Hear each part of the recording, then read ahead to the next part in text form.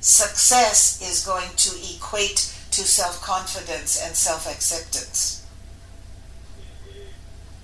And so you're going to want to notice every time that element of your being flags, every time you start to doubt the efficacy of what you're doing, the reasonableness of what you're doing, it is to remind yourself that there is never cause for doubt. And if there is doubt, what is that about? Is that about reluctance to proceed? Is that about thinking you don't have enough information? If it's about something you can actually do something about, then you follow through. But most of the time, it's simply going to be a familiar pattern that you doubt what you're doing. So you remind yourself, I am qualified. It is okay for me to follow through on this thought. And I open myself to the wisdom of the universe to assist me in all that I do. So be it. This should be your new mantra, to repeat and repeat and repeat. I open myself to the wisdom of the universe to assist me in all that I do. So be it. It's a brilliant thing to remind yourself and say to yourself over and over every day. It is a great service to humanity to encourage people to redefine success for themselves, because one of the keys to the wisdom of this for you is that for most people, success is financial success, corporate success, rising to the top of the ladder. And yet, for most people, the ones that are the examples of that sort of success are people that you don't even admire, that you see as thieves and cheats and liars. And so you are looking to an example of success and admiring it and wanting it when it is absolutely the opposite of what you admire. And this is important to point out to people. So the initial conversation is, what does success look like to you?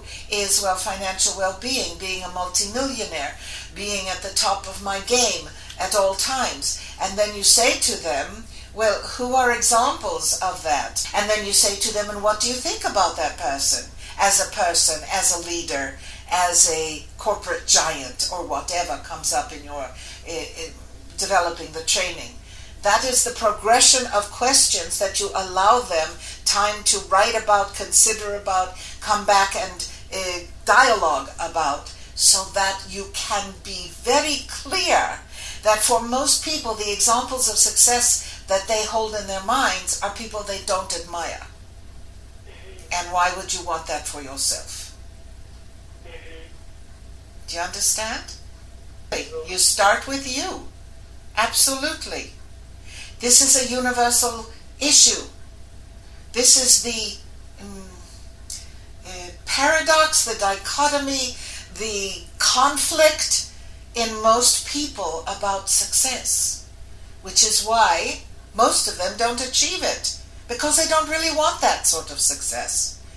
And they have no idea, because they have never considered another definition. What if success for you were a sense of calm and peace? What if success for you were getting the house cleaned before the guests arrive?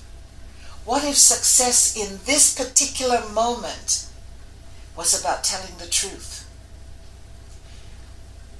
Give people an opportunity to consider other ways of feeling successful, and then build on that, and the finances will follow.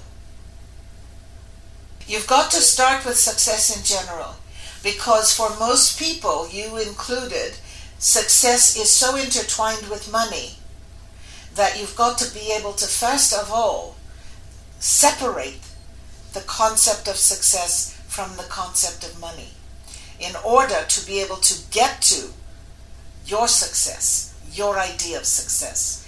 It is a process, no question, but it is a process that is necessary to embark upon in order to develop the emotional connection to true success for each individual. Because from that connection, from that understanding, and ultimately that knowing, is where you will... You see, this idea of success being connected to money blocks everything. Because all of the other attitudes towards money are for the most part negative. And it's important to understand that in order to dissolve those definitions, those understandings, and those desires, so that once you begin to focus on and allow to be true your own definition of success for this period of time, that is what creates for you the magnet that will draw in that which will bring the financial success. But you've got to separate those two things initially in order to be able to have what you really want. And what you really want is a sense of expansiveness and openness and peace and connection. So in order to really draw that in, that has nothing to do with money initially. And so it's very important to separate those two ideas completely before you can actually get to the thing that will bring the money in. As well as understanding that getting to the true core essence and truth of what success is for you, having nothing whatever to do with money, may in fact dissolve the need, mental need for all of that finances anyway, in order to allow it to just come in organically. And to know that you are cared for. You are taken care of.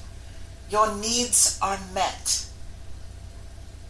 But all of the focus on having money and earning money and doing a business that brings in money puts a wall up between you and money altogether.